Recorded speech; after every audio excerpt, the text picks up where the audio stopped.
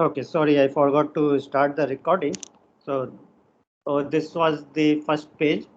So I recalled the inverse mapping theorem, and then we are trying to prove this closed graph theorem. So this says that if V and W are Banach spaces and T is a linear map from V to W such that graph of T is closed in V cross W, then T is continuous. That means that T is a bounded linear operator from V to W. So to prove this, we are taking defining a norm on V cross W by norm of x comma y is norm x plus norm y. So with respect to this norm, the topology on V cross W is same as the product topology of V cross W. And because V and W are Banach spaces, this Z becomes a Banach space with this norm. And now because graph of T is given to be closed in x cross y, this graph of T is closed subset of Z, this nonlinear space Z. And because Z is a Banach space, any closed subset with the norm restricted to that, that will be a Banach space. So G of T is a Banach space.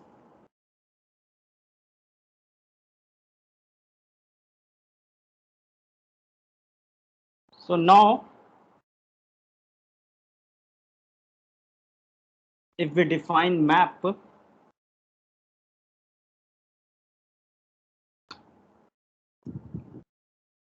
define this projection map P from Z to V by P of any element of Z is of the form. No, let's define this from G of T to V. So now we are defining this for any point in G of T is x comma T of x.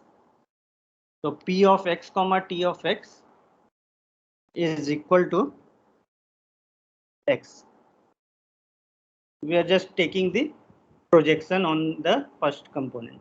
So P of x comma Tx is equal to x. Then what can we say about this map?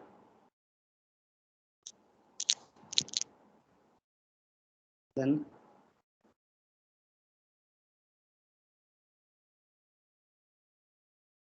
P is linear is clear. So P is a linear transformation from G of T to V. Also,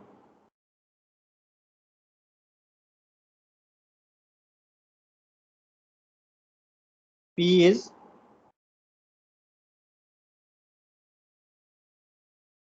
one and on two. Right? This is also clear. It is on two because for any x, you see that x is the image of x comma T of x.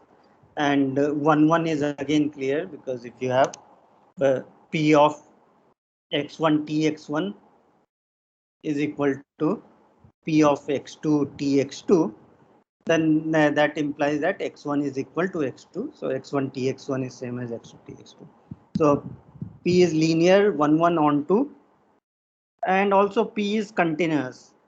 Also P is continuous.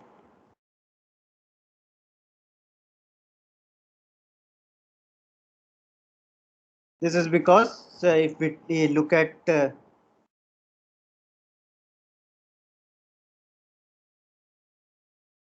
norm of P of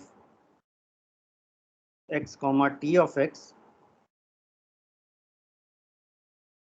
this is same as norm of x, which is less than equal to norm x plus norm Tx, which is same as norm of x comma Tx. Right? Because this G of T is a subset of this Z, and on that the norm was defined as the x comma Tx. So P of x comma Tx is less than equal to norm of x comma Tx. So that means that P is a bounded linear operator.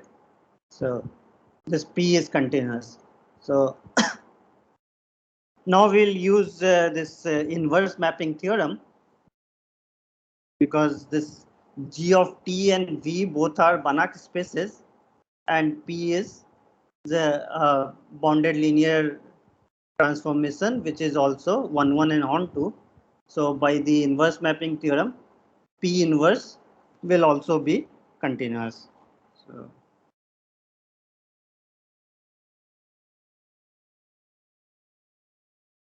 by the inverse mapping theorem,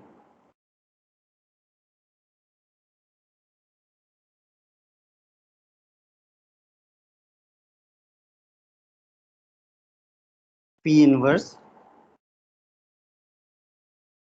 from V to G of T is continuous.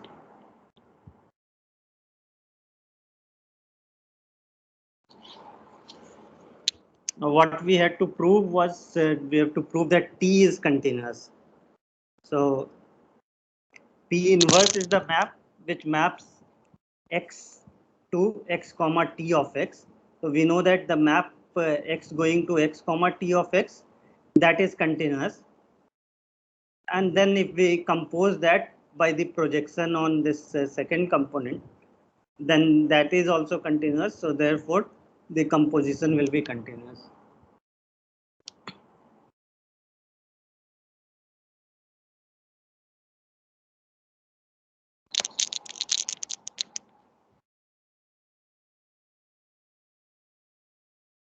Or we can use this norm also. So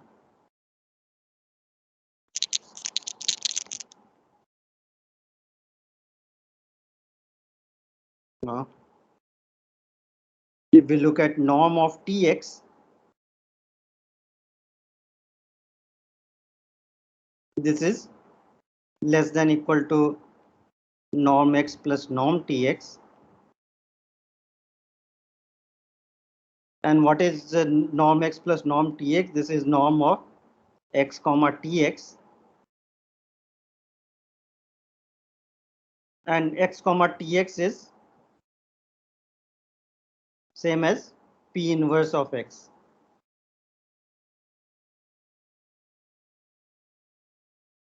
So norm Tx is less than equal to norm of P inverse x. And we are given that P inverse is continuous. So this will be less than equal to norm of P inverse times norm x. So this implies that T is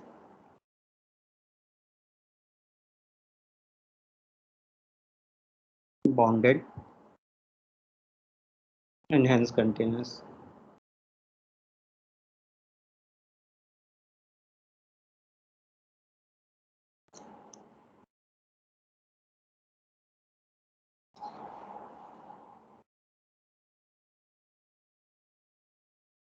So again, you see that to prove this theorem, we are using this inverse mapping theorem, which was proved using the open mapping theorem. And to prove open mapping theorem, we need that Baire category theorem. So basically, this graph closed graph theorem is again a consequence of Baire category theorem.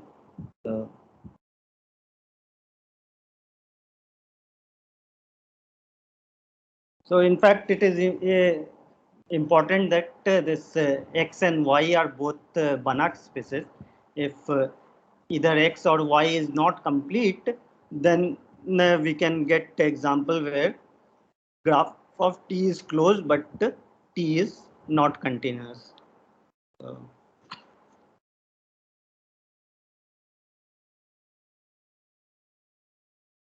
let us look at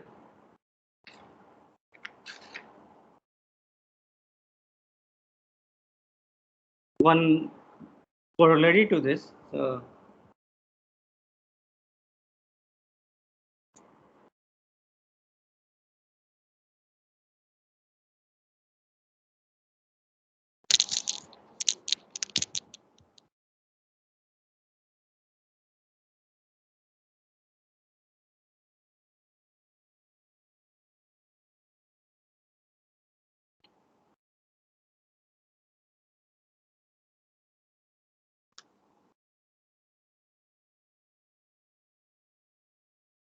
So if we have two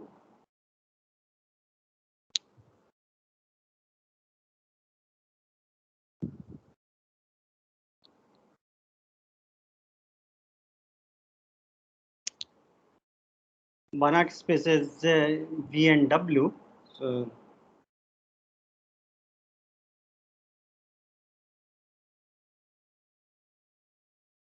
if V and W are Banach spaces,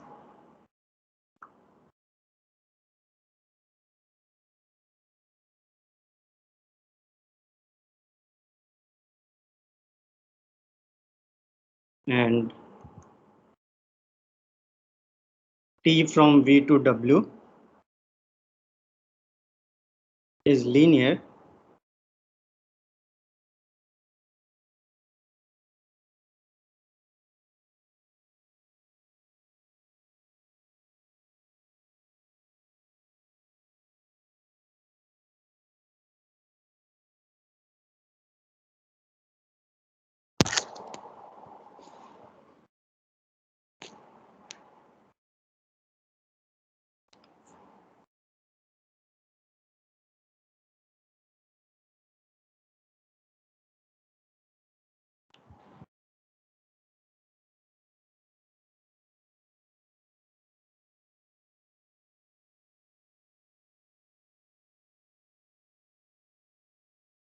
then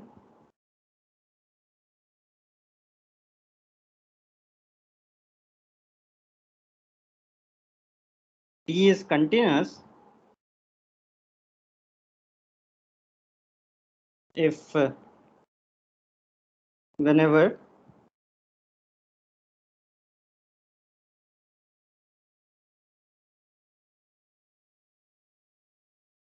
if we have a sequence xn in V which converges to x naught, whenever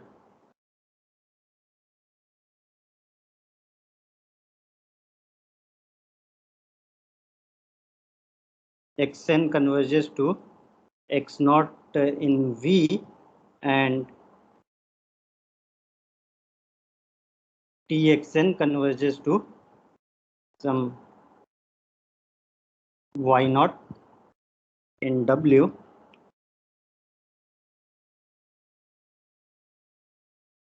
we have y naught is equal to T of x naught. So in general, to prove continuity, we need that if xn converges to x naught, then T of xn should converge to T of x naught. But here we are saying that if this V and W are Banach spaces and T is linear, then uh, it is enough to show for xn converging to x naught and Txn converging to y naught is equal to Tx naught. So that means that here, I mean, we can assume that xn is a convergent sequence in V and Txn is also convergent, and then you just prove that this y naught is equal to T of x naught. So this is weaker than I mean, proving the continuity by just showing that xn converging to x naught, then Txn converges to Tx naught.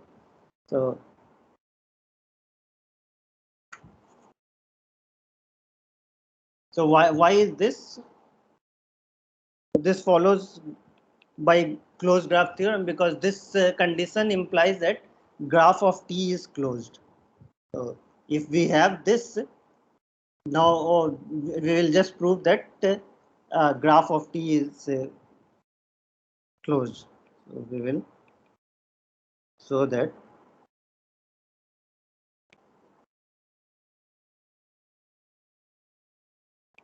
graph of T is closed,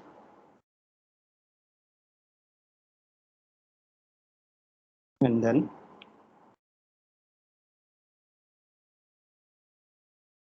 the result follows by the closed graph theorem.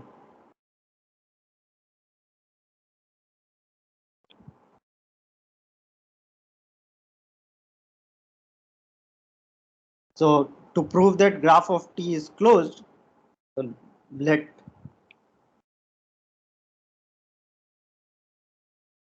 some x comma y belongs to the closure of graph T,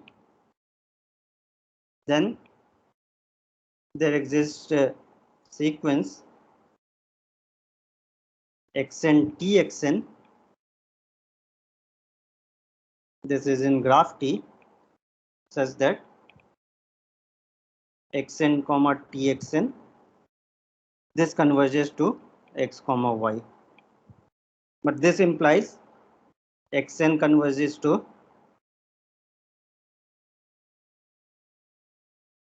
let's write this as x naught y naught. So xn converges to x naught and txn converges to y naught. And now this implies by the assumption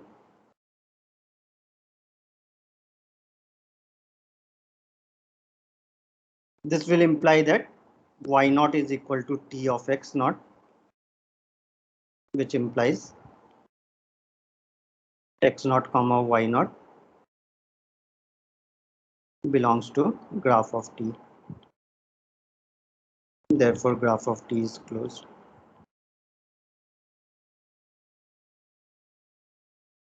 So for a linear transformation between two Banach spaces, to prove continuity, you can assume that there is a sequence xn converging to x naught and txn converges to y naught, and then just prove that y naught is equal to t of x naught.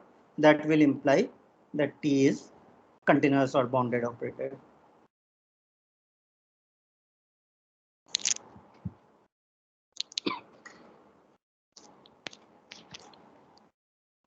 And in fact, I mean, you can also assume that xn converges to 0 and txn converges to some y naught, and then prove that y naught is equal to 0. Because if xn converges to x naught, then that implies that xn minus x naught converges to 0. And because t is linear, t of xn minus x naught is same as txn minus tx naught. So by this you see that you can even assume that this x naught is equal to 0, and you can do this.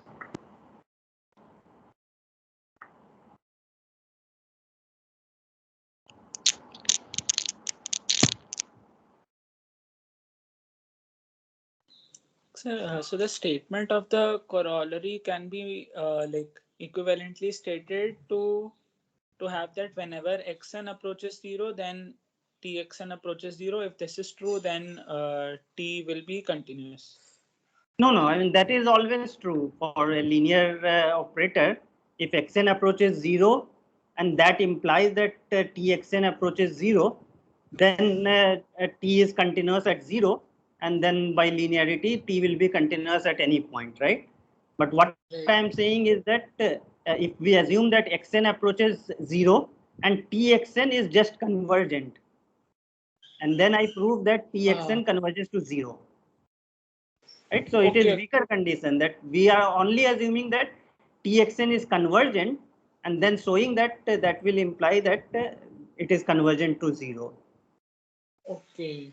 Okay, so that is the main advantage of this corollary, that here we are assuming that xn is convergent and txn is also convergent, and then we are proving that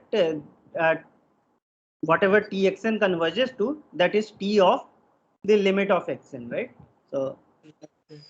So usually we'll have to first show that txn is also convergent, and then we'll have to show that y naught is tx naught, or equivalently for the 0 case. But now we can already assume that Exactly. txn We assume in advance that xn converges to some x naught and txn is converging to some y naught, and then just prove that y naught is equal to tx naught. In general, you will have to prove that if xn converges to x naught, then Txn must converge to Tx naught. So first of all, it should be convergent and it should converge to Tx naught, right? So there is a difference. Maybe I'll like give some problem where you will see how you can like apply this to prove continuity, and that will show you that it can become easier by assuming that Txn is already convergent.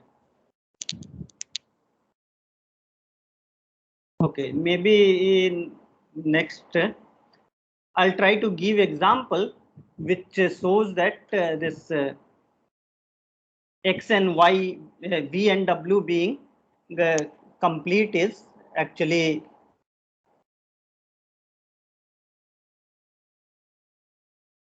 so. I mean the theorem says that this VW being Banach spaces, that is like a sufficient condition, but it is also necessary condition. That means that if V is not complete or W is not complete, then we have examples where this closed graph theorem is not true. So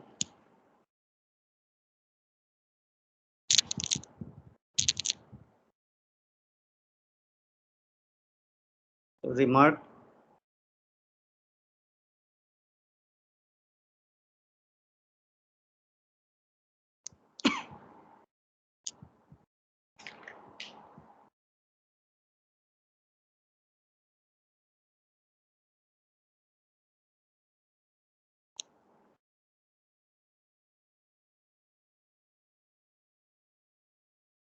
The completeness of V and W in the closed graph theorem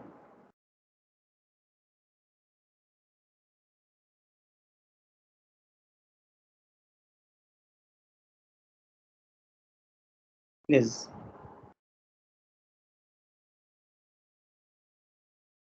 necessary. So let's look at this example.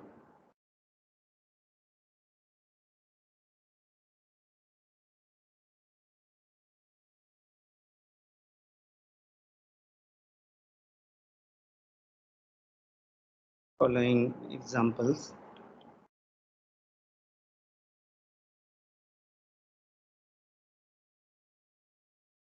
So the first one, let's look at this derivative operator. So we'll take let V equal to C101. So what is that? This is equal to all continuously differentiable function on 0, 1. So this is the collection of all f from 0, 1 to R such that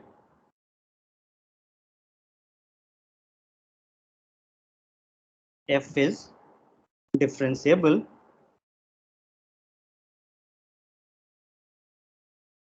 and f prime is continuous.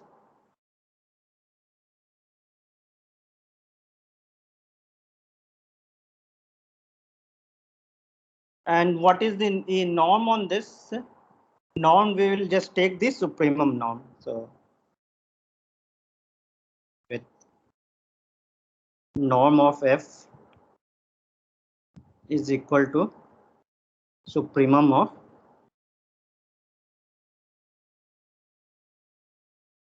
mod of f of t for t belonging to 0, 1.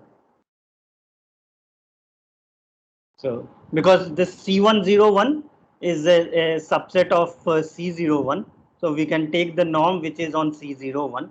So this is for all f in V.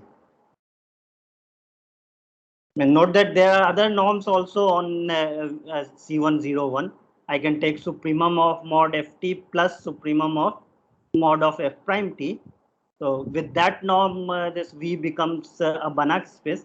But with this norm, this is not complete.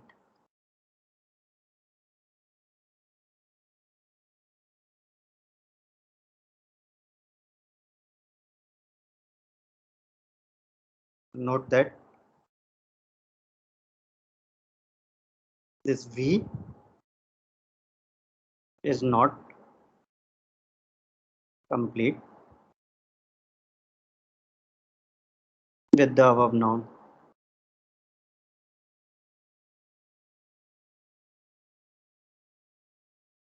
And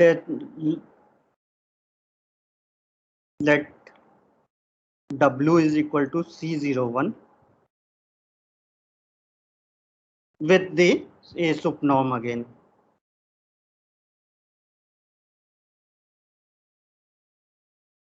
So this is just the space of all continuous function, continuous real valued function on the closed interval 0, 1 with norm equal to supremum of mod ft. So now what we can do, we can define a linear transformation from V to W. So define T from V to W by T of F is equal to F prime,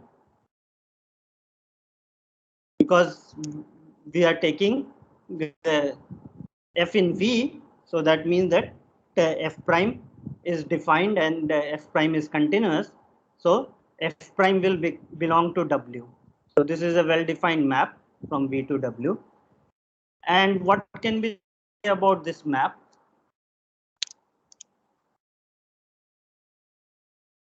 So clearly T is linear by the linearity of derivative. We know that this is a linear transformation. Is it continuous?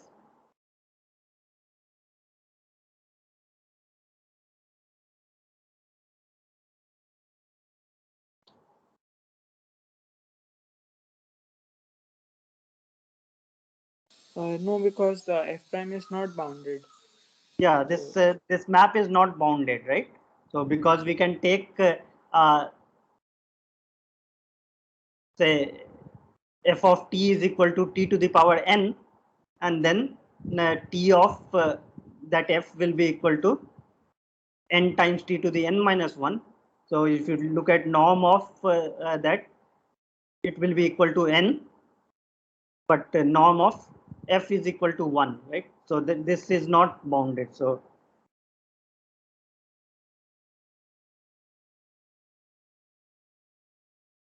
t is not continuous.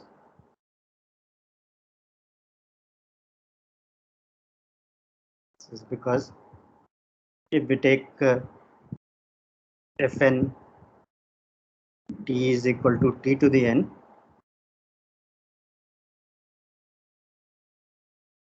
then norm of Fn, this is in V, this is equal to 1 for all n, but the norm of t of Fn, this is norm of Fn prime,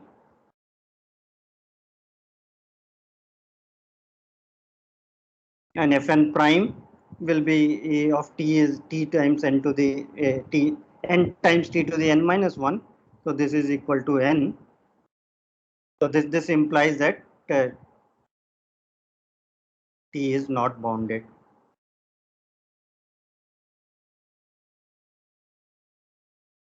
So this is a linear map which is not continuous, but we can see that graph of t is closed. So how do we see that graph of t is closed?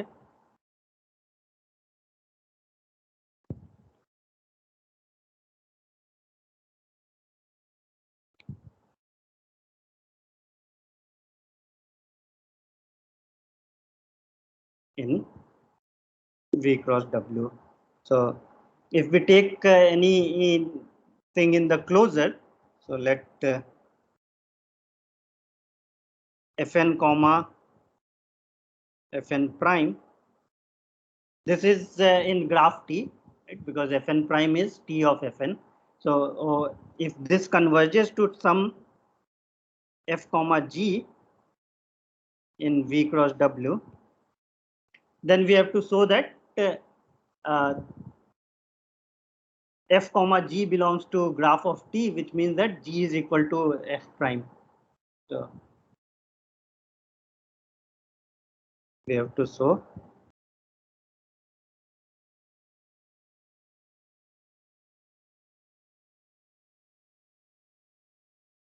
F prime is equal to G. So why is this? So Fn prime converges to G, means Fn converges to F and Fn prime converges to G. So, and on V and W, we have this subnorm. So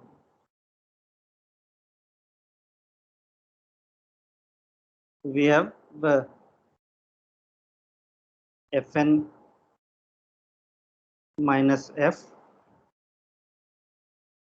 this infinity norm, this goes to 0, and Fn prime minus G,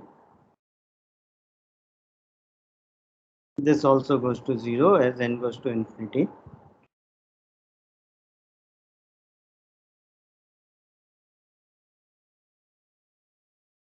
So therefore, this Fn prime, this converges to G uniformly on 0, 1.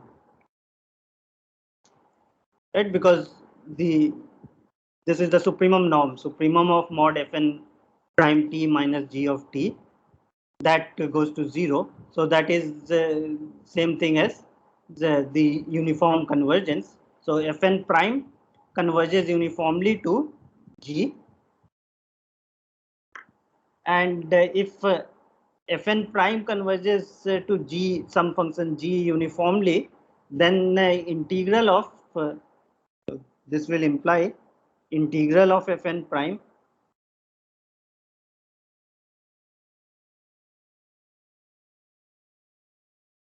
right Fn prime s ds from 0 to T. This converges to integral G of s 0 to T.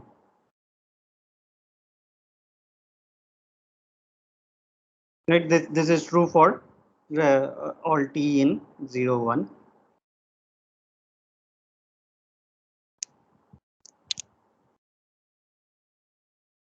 But what is this?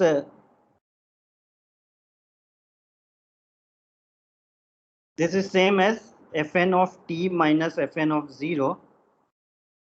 This is integral of 0 to T Fn prime s ds. This is by the fundamental theorem of calculus. So we know that this integral Fn prime, this converges to integral of G.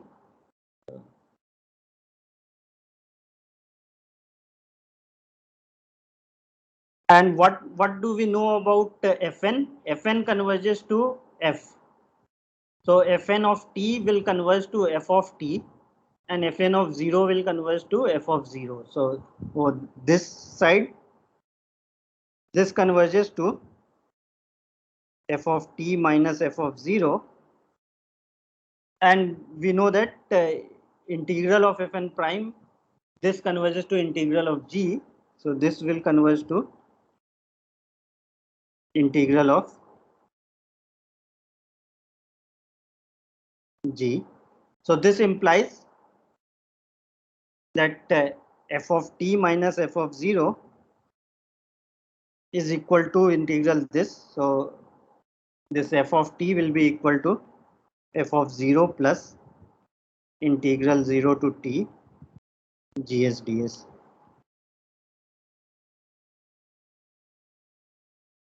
So if F of T is equal to this, the right hand side here we know oh, this is differentiable because this G is continuous, right? So this is differentiable. And what is the derivative of this right hand side? It's dt. just G of t, right? So oh,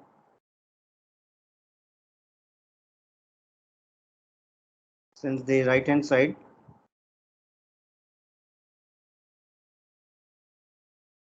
is differentiable,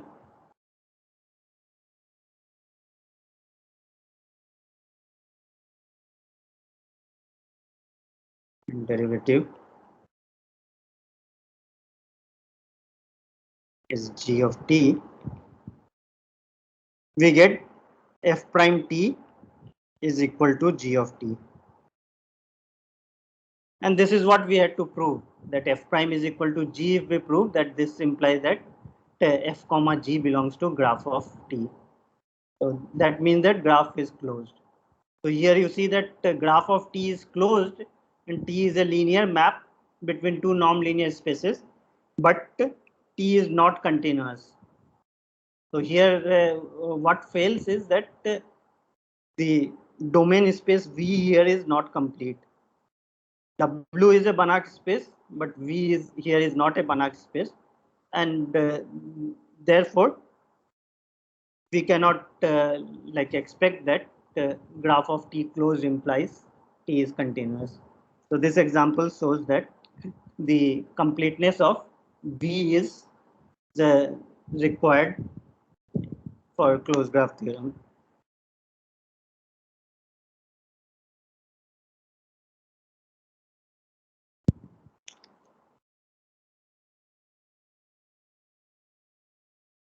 Second example, So how did we show that V is not Banach? Like how did we show C101 is not Banach space? you can show that this is not closed in C01 Right. Okay. because this we are taking the same norm which is on C01, right? So Right. if it is complete, then it has to be a closed subset of this W, right? Right. Right. But you can easily see that this is not closed.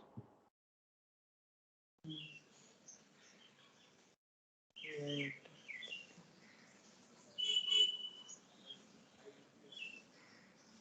Right, because you can have a continuous map which is like uh, limit of a sequence of these differentiable functions in V. It's a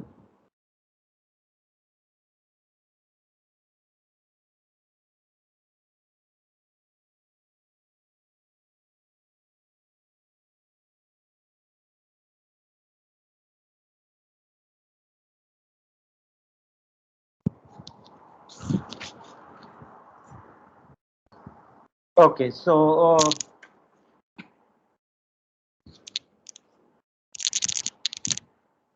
I mean, now one way, I mean, you can say that if you understand this example, then this will imply that V cannot be complete, right? Because if it was complete, then by closed graph theorem, the closeness of graph should imply that T is continuous. But we are seeing directly that T is not continuous. So, I mean, one way is to use the closed graph theorem to say that this V is not Banach. But this you can directly also see that it is not Banach.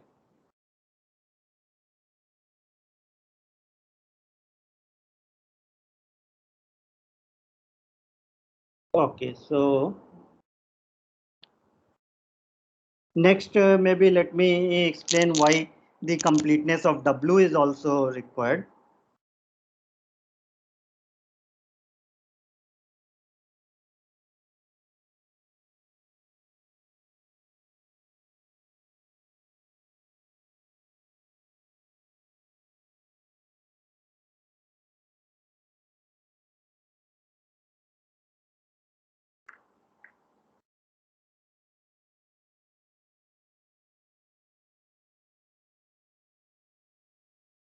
The completeness W is also necessary.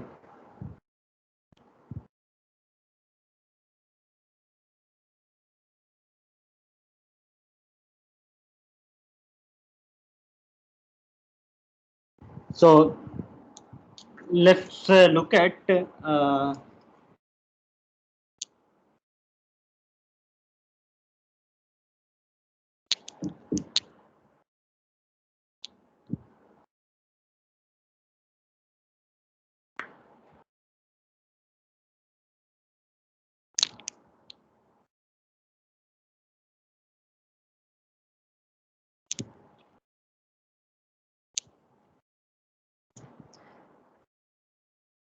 so let V be any separable infinite dimensional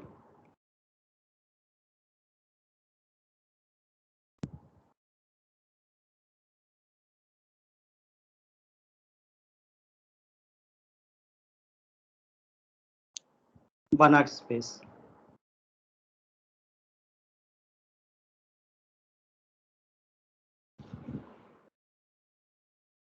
So we are giving this for any separable infinite dimensional Banach space. For example, you can take say V is equal to say L1 or L2. So anything will do. So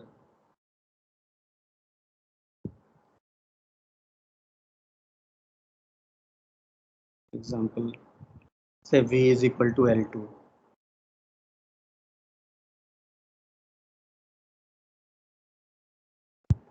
So we take any separable infinite dimensional Banach space and take a Hamel basis for this. Let EI, I belonging to I, be a Hamel basis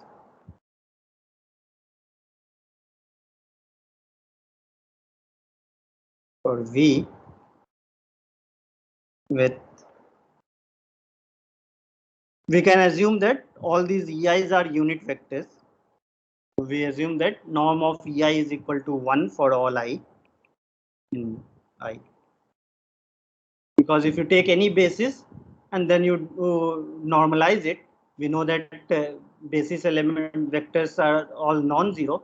So if you like write EI by norm EI, and then that will become norm 1 vectors. So we can always assume that the basis consists of only unit vectors.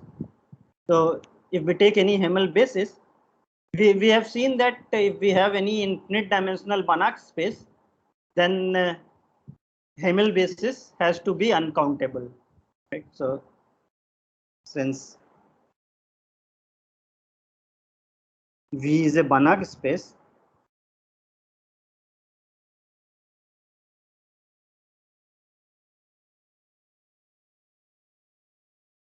I must be, so also it is infinite dimensional.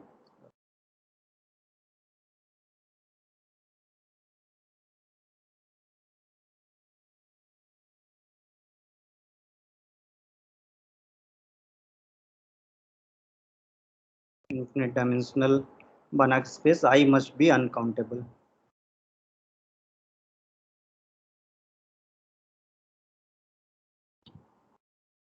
Now we will define one more norm on this vector space V. So that also you have seen. So if we have any vector space, then we can define a norm on that by using a Hamel basis, right? So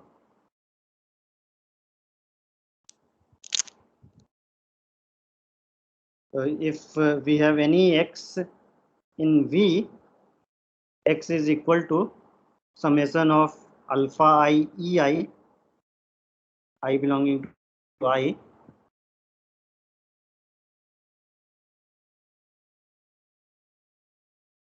where this alpha I belongs to the scalar field R, and alpha I is 0 for all but finitely many i's.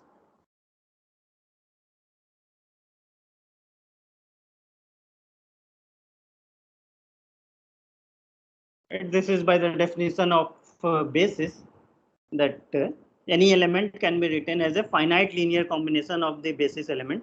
So x can be written as summation alpha ei, where alpha I is 0 for all but finitely many. So we can define a norm on this space. So define a new norm.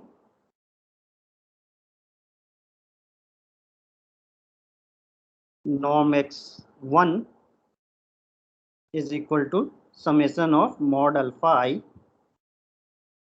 I belonging to I.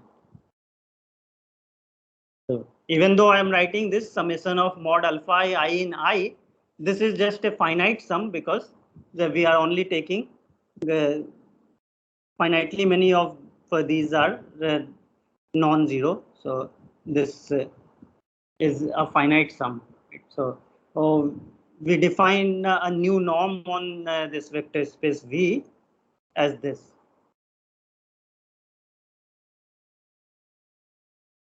Now let's define the identity map from V with the original norm which was given. So maybe here I'll write that some norm is given here with respect to which this was a Banach space, and then we have defined a new norm on that.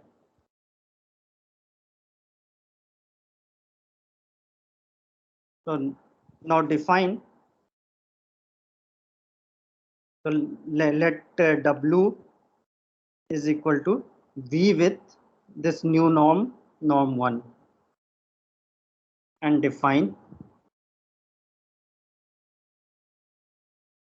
T from V to W by T of any x is equal to x. Right, so this is identity map, but we have different norms on the two spaces. Now, what can you say about this T?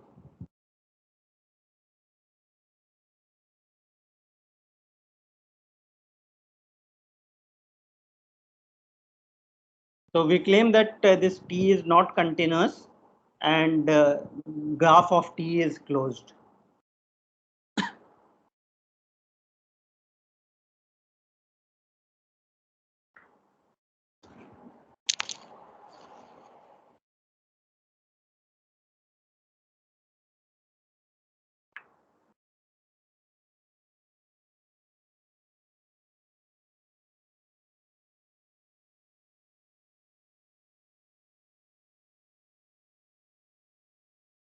Okay, so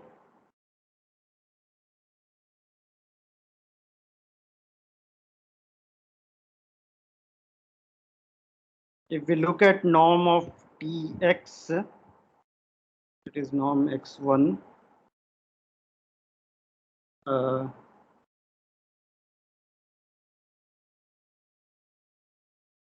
let me define it from W to V. Then we can see that that is so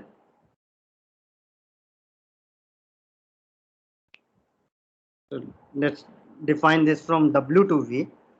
Tx equal to x. So then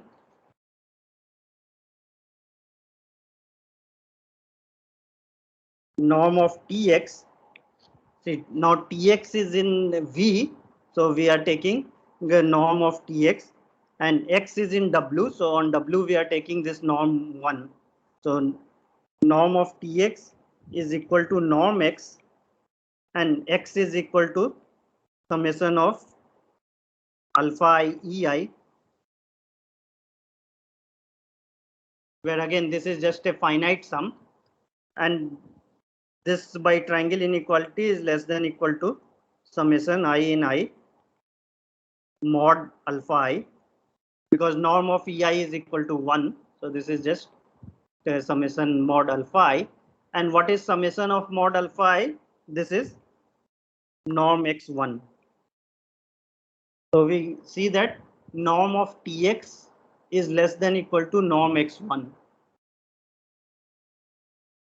So this implies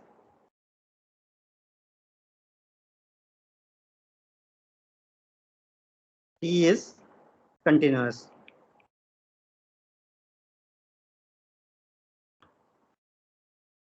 So T from W to V, this is a bounded linear transformation.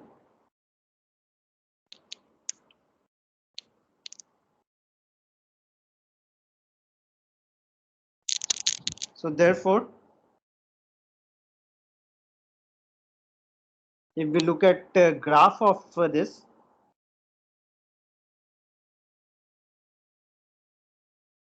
graph of T is closed in W cross V. So graph of T, because for any continuous function, graph is always closed if we take it into any Hausdorff topological space. So graph of T is closed in W cross V.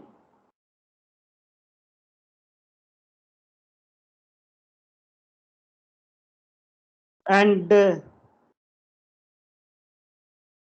this implies that if we look at graph of T inverse is a map from V to W.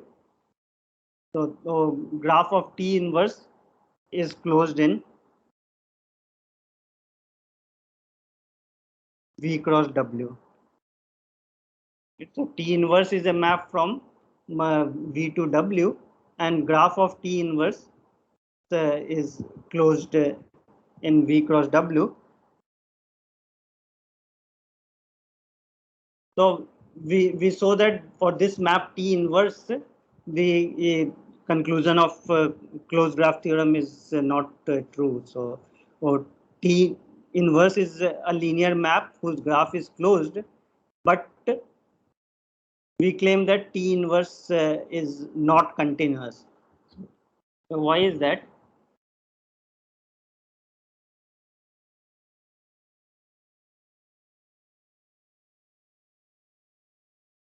T inverse from V to W, this is not continuous.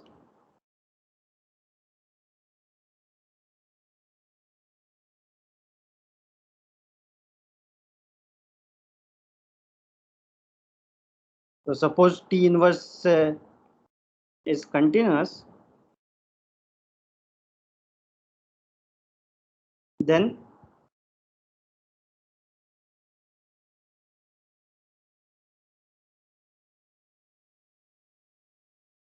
T is a homeomorphism.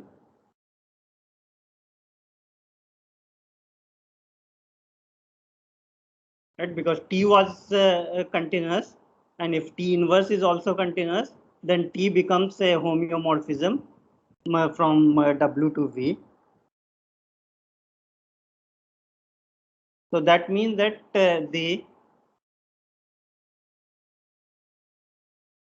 this norm space V and W, these are isomorphic, right? But what we know is that V is separable.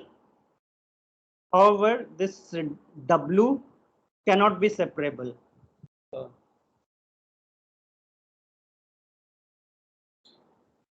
Then T is a homeomorphism.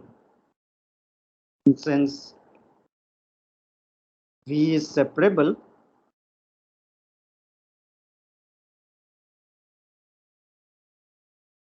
we must have W is separable. However, if we look at norm of EI minus EJ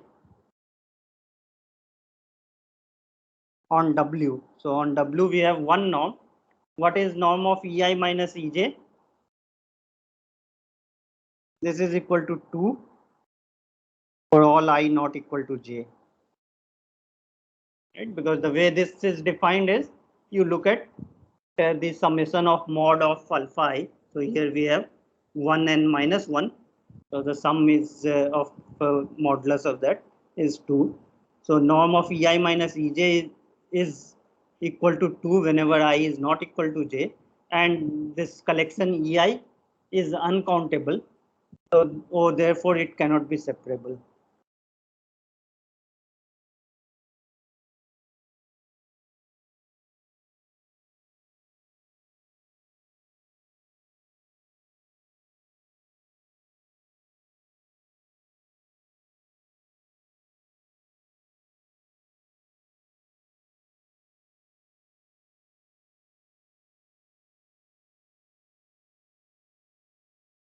This is the same reasoning that we showed that L infinity is not separable. Same way here that you can see that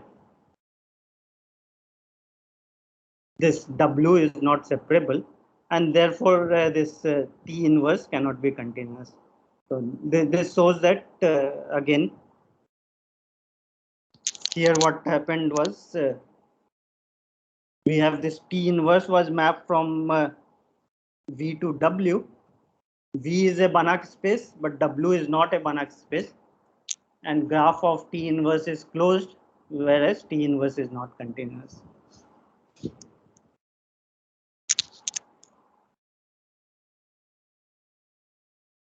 Okay, I have already exceeded the time, so I'll stop here.